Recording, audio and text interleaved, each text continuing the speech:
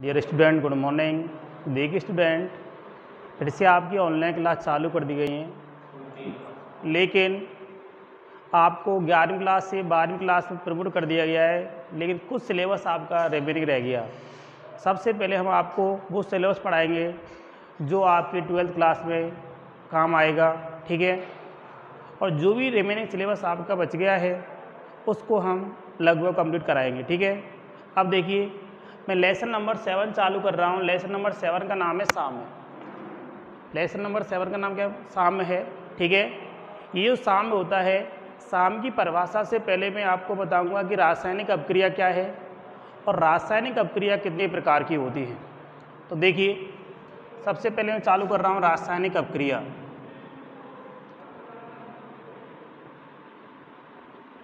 रासायनिक अपक्रिया, देखिए रासायनिक अपक्रिया किसे कहते हैं? किसी रासायनिक या भौतिक परिवर्तन के फलस्वरूप क्रियाकारक और उत्पाद अणुओं को विशेष सूत्र या संकेतों से दर्शाना रासायनिक अपक्रिया कहलाता है। मैंने क्या बताया डेफिनेशन? किसी रासायनिक या भौतिक परिवर्तन के फलस्वरूप किसी क्रियाकारक या उत्पाद अणु को विशेष सूत्र या संकेतों से दर्शाना क्या कहलाता है? रासायनिक अपक्रिया कहलाता है। लेकिन रासायनिक जो अपक्रियाएं होती हैं ये 3 प्रकार की मानी जाती हैं। सबसे पहले मैं आपको बताऊंगा भौतिक अवस्था के आधार पर, उसके बाद बताऊंगा दिशा के आधार पर, उसके बाद बताऊंगा ताप के आधार पर, ठीक है। सबसे पहले मैं आपको बता रहा हूँ भौतिक अवस्था के आधार पर। देखिए, भौतिक अवस्था के आधार पर, भौतिक अवस्था के आधार पर, देखिए भौतिक अवस्था के आधार पर रासायनिक जो अपक्रियाएं होती हैं 2 प्रकार की होती हैं, सममांगी अपक्रिया और विषमांगी अपक्रिया। देखिए पहली कौन सी बताई मैंने आपको? ए, सममांगी अपक्रिया। दूसरी होती है विषमांगी अपक्रिया। दूसरी होती है विषमांगी अपक्रिया। अब देखिए दोनों अपक्रियाओं में क्या डिफरेंस होता है, दोनों की डेफिनेशन क्या होती है। तो देखिए सममांगी अपक्रिया, नाम से स्पष्ट हो रहा है समान। तो बेरासायनिक अपक्रिया जिनमें क्रियाकारक और उत्पाद दोनों की भौतिक अवस्थाएं कैसी होती हैं? समान होती हैं, उन्हें सममांगी अपक्रियाएं कहते हैं। बेरासायनिक अपक्रिया जिनमें क्रियाकारक और उत्पाद दोनों की भौतिक अवस्थाएं क्या होती हैं? समान होती हैं, उन्हें क्या कहते हैं? सममांगी अपक्रियाएं। देखिए एग्जाम्पल देखें, N2G+3S2G इक्वल टू 2NH3G। देखिए ये तो क्या है? क्रियाकारक, और ये क्या है? उत्पाद। दोनों की भौतिक अवस्था क्या है? गैस। सेकंड एग्जाम्पल देखिए, एथिल एसीटेट का अम्लीय माध्यम जल अपघटन। देखिए ये एथिल एसीटेट है, इसकी अवस्था लिक्विड होती है, इसकी अवस्था लिक्विड होती है, और अपक्रिया करके क्या बनाते हैं? एसिटिक एसिड, जिसकी अवस्था भी क्या होती है? लिक्विड, और क्या बनाते हैं? एथेनॉल, जिसकी अवस्था भी क्या होती है? लिक्विड। तो मैंने आपको डेफिनेशन बताई कि वे अपक्रियाएं जिनमें क्रियाकारक और उत्पाद दोनों की भौतिक अवस्थाएं कैसी होती है? समान होती है, उन्हें क्या कहते हैं? सममांगी अपक्रिया। दूसरी कौन सी होती है? विषमांगी अपक्रिया। विषमांगी का मतलब क्या है? बिल्कुल डिफरेंट। वे अपक्रिया जिनमें क्रियाकारक और उत्पाद दोनों की भौतिक अवस्थाएं कैसी हों? डिफरेंट। देखिए विषमांगी अपक्रियाओं के एग्जाम्पल देखो। विषमांगी अपक्रियाओं के एग्जाम्पल जैसे अपने पास रखा कैल्शियम कार्बोनेट का ऊष्मीय अपघटन, इससे क्या बनेगा? Calcium oxide plus CO2। देखिए कैल्शियम कार्बोनेट की अवस्था क्या है? ठोस। कैल्शियम ऑक्साइड की अवस्था क्या है? ठोस। और CO2 की अवस्था क्या है? गैस। सेकंड एग्जाम्पल देखिए, ये अपने पास सेकंड एग्जाम्पल है 3Fe plus 4H2O equal to Fe3O4 plus 4H2। तो देखिए ये ठोस होता है, ये गैस होती है, ये लिक्विड होता है, ये ठोस होता है। तो मालूम पड़ गया कि ये दोनों जो अपक्रियाएं कैसी अपक्रिया हैं? विषमांगी अपक्रिया। तो दोनों डेफिनेशन क्लियर हो गई। सममांगी का मतलब क्रियाकारक उत्पाद दोनों की भौतिक अवस्था समान। विषमांगी का मतलब क्या है? क्रियाकारक उत्पाद दोनों की भौतिक अवस्थाएं कैसी डिफरेंट, उन्हें क्या कहेंगे, विषमांगी अपक्रिया। सेकंड देखिए, सेकंड प्रकार, सेकंड जो प्रकार है बहुत ही इंपॉर्टेंट है, जो आपको आना चाहिए, क्योंकि शाम की जो डेफिनेशन है सेकंड प्रकार के आधार पर होता है। ठीक है, सेकंड जो प्रकार दे रखा है दिशा के आधार पर रासायनिक अपक्रियाओं के प्रकार, दिशा के आधार पर। देखिए सेकंड प्रकार में आपको बता रहा हूं दिशा के आधार पर।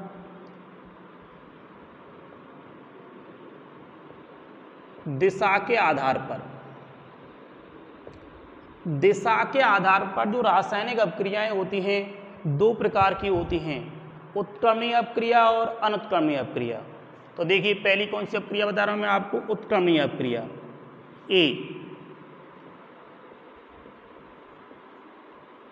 उत्क्रमणीय अपक्रिया, इंग्लिश में कहते हैं रिवर्सिबल रिएक्शन, और सेकंड जो होती हैं वो होती हैं अनुत्क्रमणीय अपक्रिया। अनुत्क्रमणीय अपक्रिया इंग्लिश में कहते हैं इरिवर्सिबल रिएक्शन। अब देखिए दोनों में क्या डिफरेंस होते हैं, दोनों में क्या डिफरेंस है।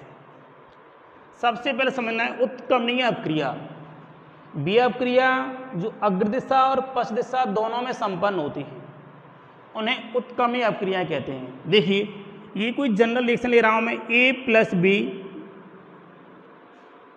Reversible c plus D.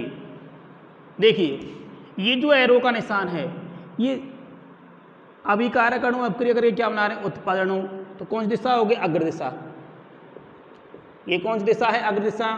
और ये उत्पाद अणु अपक्रिया करके क्या बना रहे हैं, अभिकारक अणु। ये कौन सी अपक्रिया हो गई, पश्च अपक्रिया। तो मैंने आपको क्या बताया कि बी अपक्रिया जो दोनों दिशाओं में संपन्न होती हैं, अग्र दिशा और पश्च दिशा, उन्हें क्या कहते हैं, उत्क्रमणीय अपक्रिया। दूसरी कौन सी बताई मैंने आपको, अनुत्क्रमणीय अपक्रिया। बी अपक्रिया जो केवल एक ही दिशा में संपन्न होती है, बी अपक्रिया जो केवल एक ही दिशा में संपन्न होती है उन्हें क्या कहते हैं, अनुत्क्रमणीय अपक्रिया। देखिए माना कि अपने पास ये कोई अपक्रिया a plus b equal to c plus d, ये कोई अपक्रिया है केवल एक ही दिशा में संपन्न हो रही है, अग्र दिशा में, इसको क्या कहेंगे, अनुत्क्रमणीय अपक्रिया। इस अपक्रिया में केवल क्रियाकारक अपक्रिया करके क्या बनाते हैं, उत्पाद अणु बनाते हैं। लेकिन यहाँ क्या होता है, क्रियाकारक अणु से उत्पाद अणु बनते हैं और उत्पाद अणु से क्रियाकारक अणु बनते हैं। दूसरा डिफरेंस क्या होता है उत्क्रमणीय अपक्रियाओं और अनुत्क्रमणीय अपक्रियाओं में, दूसरा डिफरेंस होता है कि उत्क्रमणीय जो अपक्रियाएं होती हैं ये कभी भी समाप्त नहीं होती। उत्क्रमणीय जो अपक्रियाएं होती है कभी भी समाप्त नहीं होती, कभी भी समाप्त नहीं होती। लेकिन अनुत्क्रमणीय जो अपक्रियाएं होती हैं ये हमेशा समाप्ति की ओर अग्रसर होती है। अनुत्क्रमणीय जो अपक्रियाएं होती हैं हमेशा समाप्ति की ओर अग्रसर होती है। अगला क्या डिफरेंस होता है इनके अंदर, उत्क्रमणीय जो अपक्रियाएं होती हैं हमेशा बंद निकाय में संपन्न की जाती हैं। कौन से निकाय के अंदर, बंद निकाय के अंदर। और अनुत्क्रमणीय जो अपक्रियाएं होती हैं हमेशा खुले निकाय के अंदर संपन्न की जाती हैं, खुले निकाय के अंदर संपन्न की जाती है। ठीक है,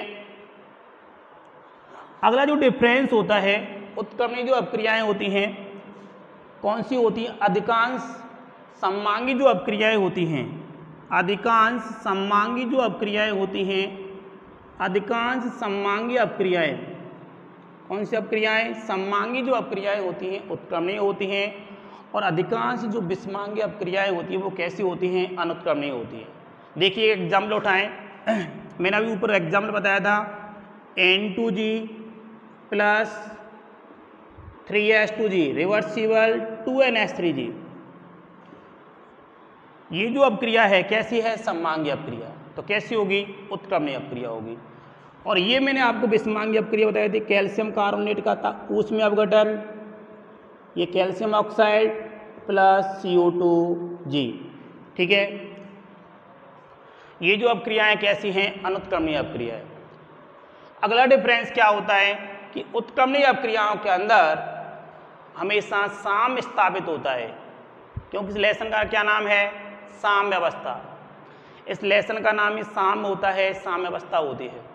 तो जितनी भी उत्क्रमणीय अपक्रियाएं होती हैं उनमें साम्य अवस्था स्थापित होती है, अनुत्क्रमणीय अपक्रियाओं में कभी भी साम्य अवस्था स्थापित नहीं होती।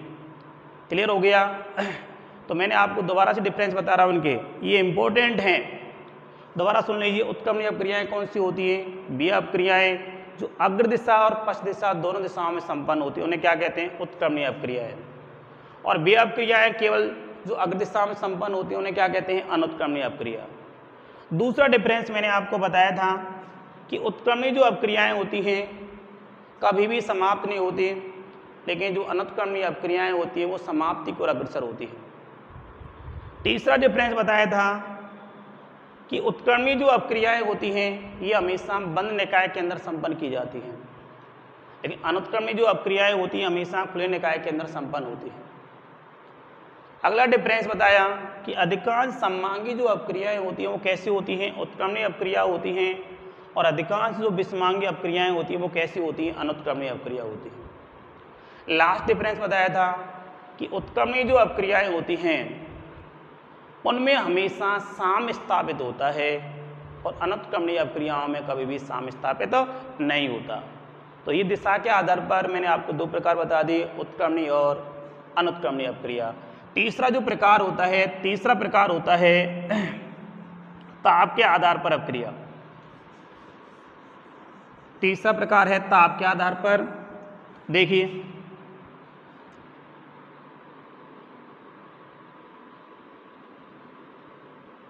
ताप के आधार पर जो अपक्रियाएं होती हैं ये दो प्रकार की होती हैं। पहली होती है ऊष्मा शोषी अपक्रिया और दूसरी होती है ऊष्मा क्षेपी अपक्रिया।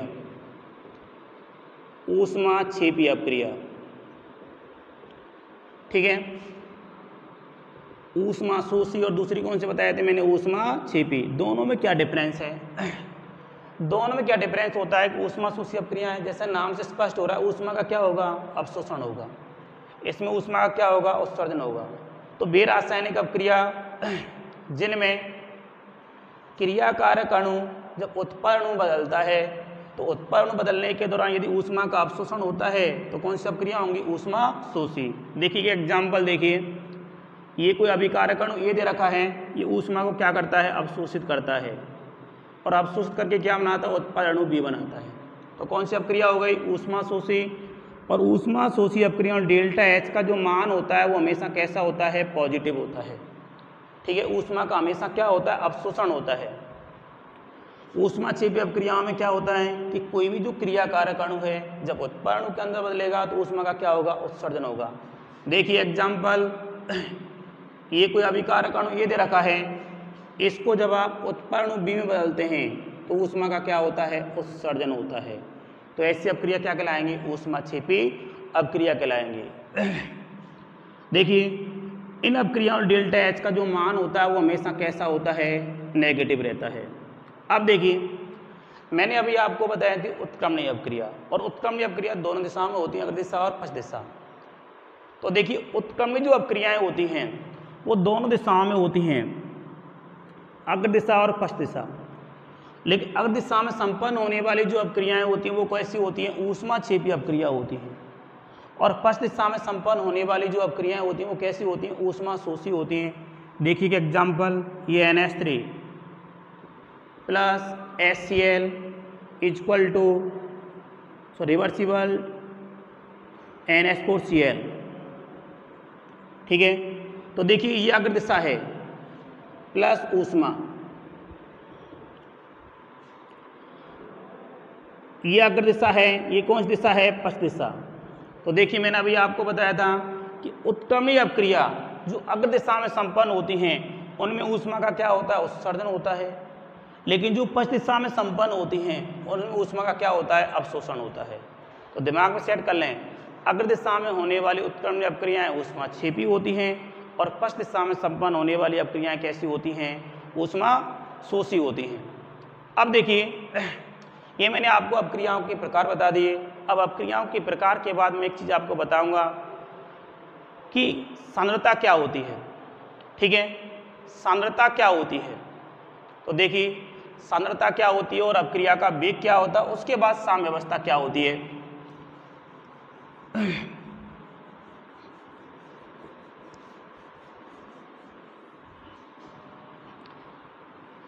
देखिए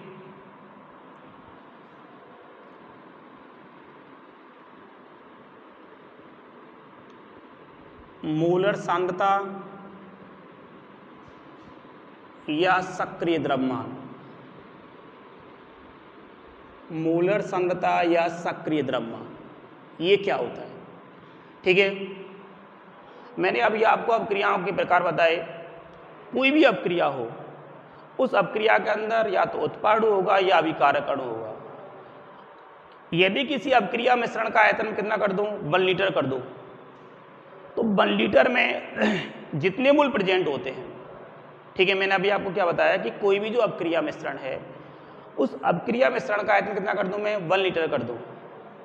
तो 1 लीटर वाला जो कोई भी अपक्रिया मिश्रण है, उसके अंदर जो भी मोल प्रेजेंट हैं, उनकी संख्या क्या कहलाएगी, मोलर सांद्रता या सक्रिय द्रव्यमान। तो इसको इस तरीके से डिफाइन कर सकते हैं कि एकांक आयतन वाले अपक्रिया मिश्रण में उपस्थित पदार्थ के मोलों की जो संख्या होती है, उसे मोलर सांद्रता या सक्रिय द्रव्यमान कहते हैं। सक्रिय द्रव्यमान या मोलर सांद्रता को, ठीक है, सी से या बड़े ब्रैकेट से दर्शाते हैं।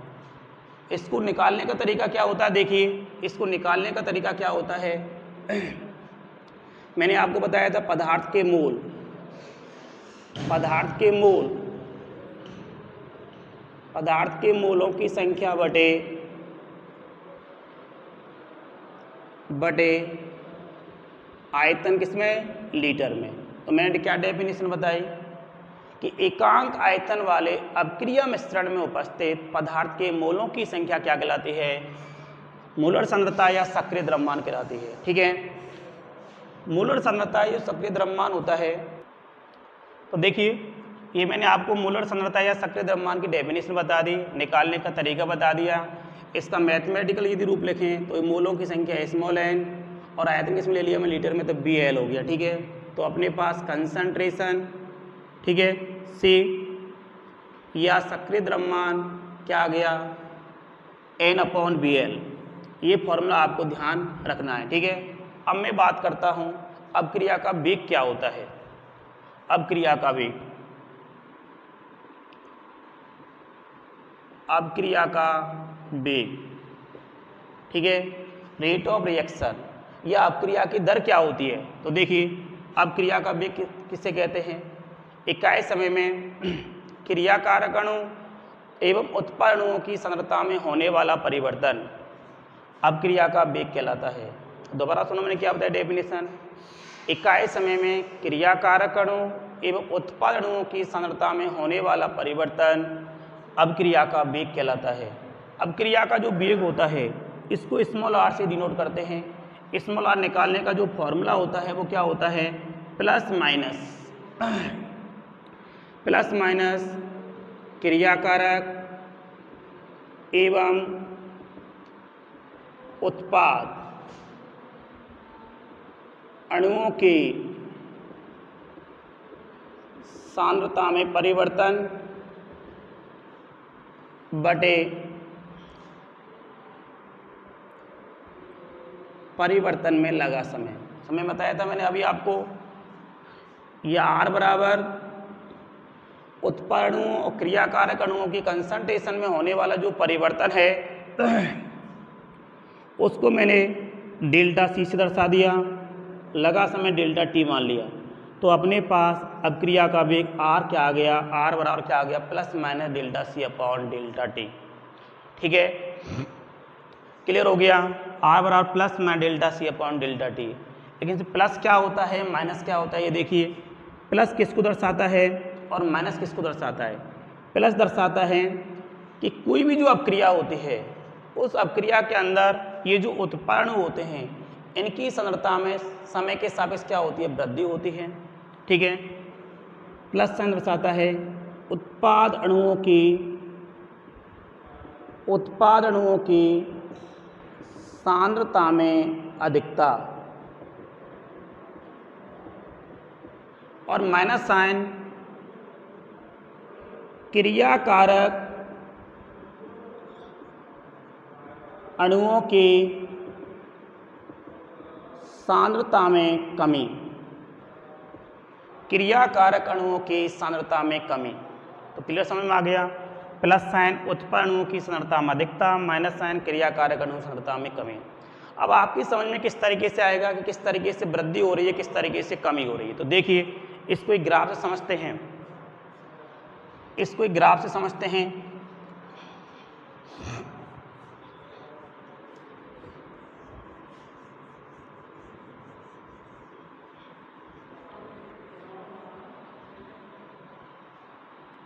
ये जो ग्राफ है अभिकारक एवं जो उत्पाद अणु हैं उनकी कंसंट्रेशन और समय के मध्य ग्राफ है।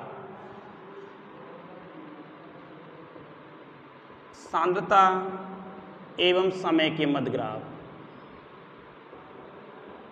इस ग्राफ से बिल्कुल क्लियर हो जाएगा। देखो